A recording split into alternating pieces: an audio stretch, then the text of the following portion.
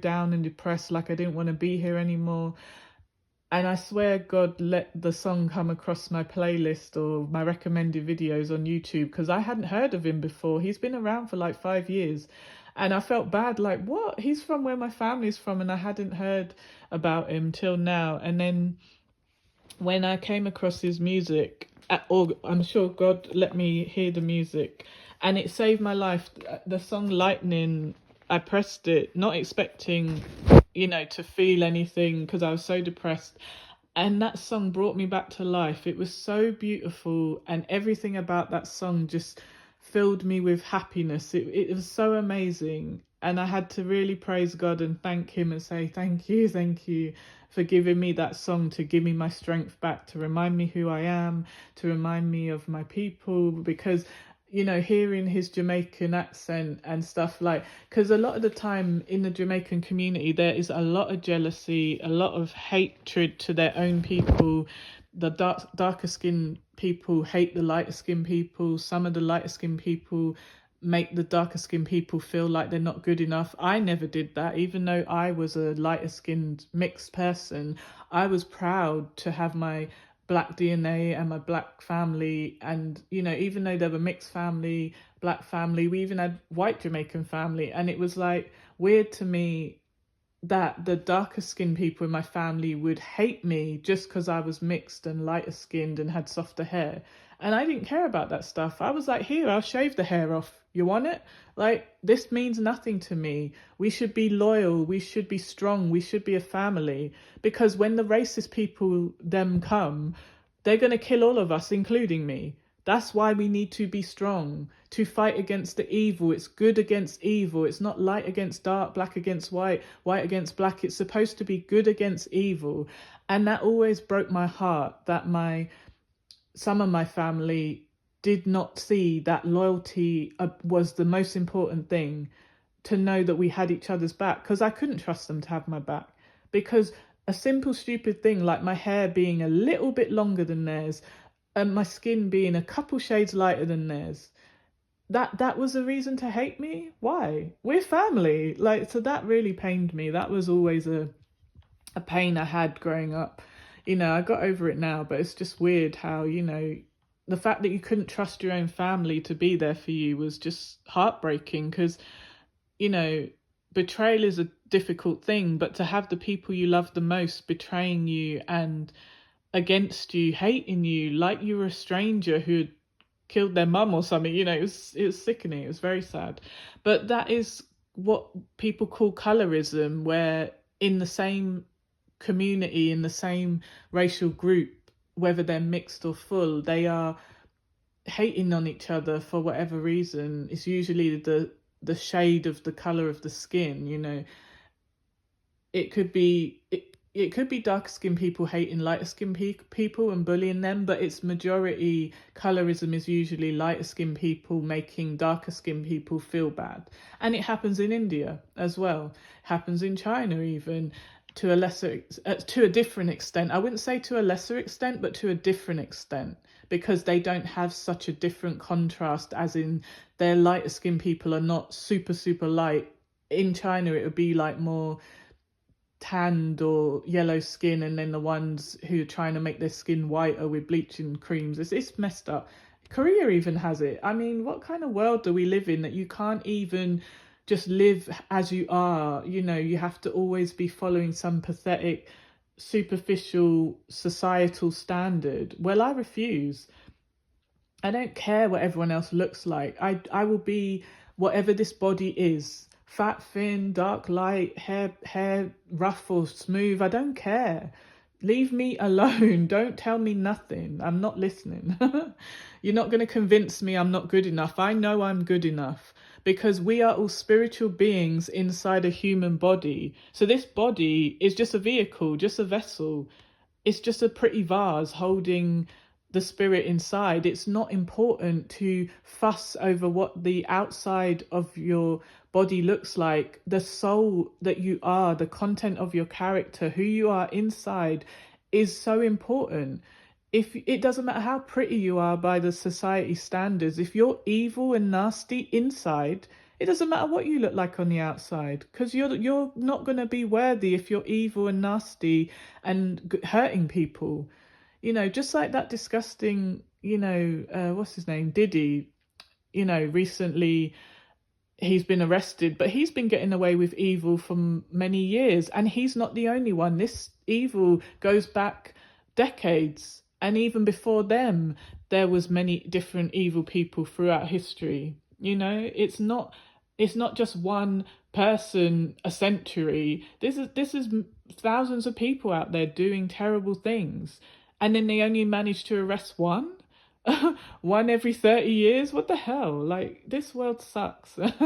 But yeah, and when I'm making that laughing sound, I'm not laughing at any victims, I'm not laughing at any bad situation. It's just the way I talk. So anyway, but yes, I just wanted to, acknowledge Black History Month, because in the UK it's in October. I know in other countries it's in February, I think, in the States, and I don't know. But yeah, like for me, every day is Black History Month. Like, I'm acknowledging my ancestry every day. Like, I don't need 1 month a year to acknowledge that I'm proud of my Black African ancestry, proud of my Jamaican cultural identity. Yes, I was born in London, but I can call myself a Londoner, but to me, that's not the biggest influence on me. The biggest influence on me is when I went home to Jamaica, because that's my home. That flag is the one that makes my heart feel pride. That's the only flag that I say is my flag, the Jamaican flag. So if I was going to join the Olympics, I would ask, because both my parents, well, my mum's side has, well, she's mixed, so I could claim ancestry. Like, I don't have to just represent Britain in the Olympics. I could ask, because my mum's multiracial and there's family from multiple different groups, I could, apply to run for Jamaica. I could apply to run for this other country or these people, because if you have family or even grandparents who come from that country or have some connection to that country, you can have a connection to those places, like, yeah. And all the people I belong to were brave people, like all the different racial groups of people I belong to have pockets of bravery and honor. Obviously there's good and bad in all peoples, but I'm, focusing on the good ones who did good and fought against evil. But yeah, so that's all for now. God bless everyone. I hope everyone around the world has a great day or night wherever you are.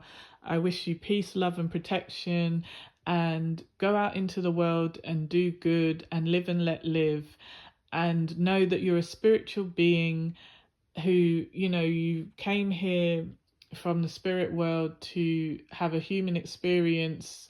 You chose a life plan to, go through, be born here, and, difficult things that have happened to you. Some of those things could be fated, some of those things could be in the life plan that you already chose to go through. But even if you've had a terrible, hard life with horrible things happening, just remember that you were one of the bravest souls who chose to come here and go through all that pain and hardship in order to evolve your soul when you go back home to the spirit world. So don't fear death, because when this human body dies, our true self, our soul, who we are, goes back home to the spirit world, and you will be reunited with all your loved ones and your pets. And I'm not even joking, I know this for a fact. And if you look at, if you're struggling with grief, please look at near-death experience videos, and it explains a lot about, what happens when we die and stuff like that. And it really can give you some comfort when you realize that instead of focusing on the death of the fact that you don't have access to the person you loved anymore, you will see them again one day. It is not the end.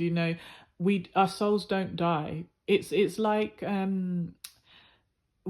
energy cannot be destroyed. You just transform from one form to another, and you step from this world into another world, and Yeah, so it's really important to realize these things. I know a lot of people get caught up in religion and man-made things, and they don't understand the truth, because not everyone has psychic gifts to receive the truth, or not everyone wants to believe certain things. But yeah, there is life after death. You know, basically you go home. You were already home before you came here, before you chose to come here.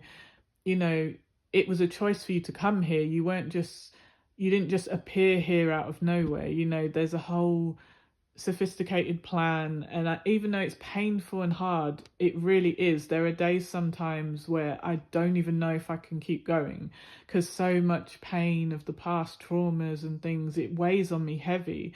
But every time I feel that crushing sadness and depression and wanting to exit this life, I just pray to God for strength and ask him and his angels to, you know, give me that extra strength to get through my life plan, my life's journey. And, you know, it's so important to pray. Praying has nothing to do with religion. If you pray, you know, pray for others as well. Don't just pray for yourself. Pray that everyone who needs encouragement and compassion and protection, pray that everyone gets those things. You know, if anyone needs, you know, kindness and love and help in their life, pray that those who need it get that.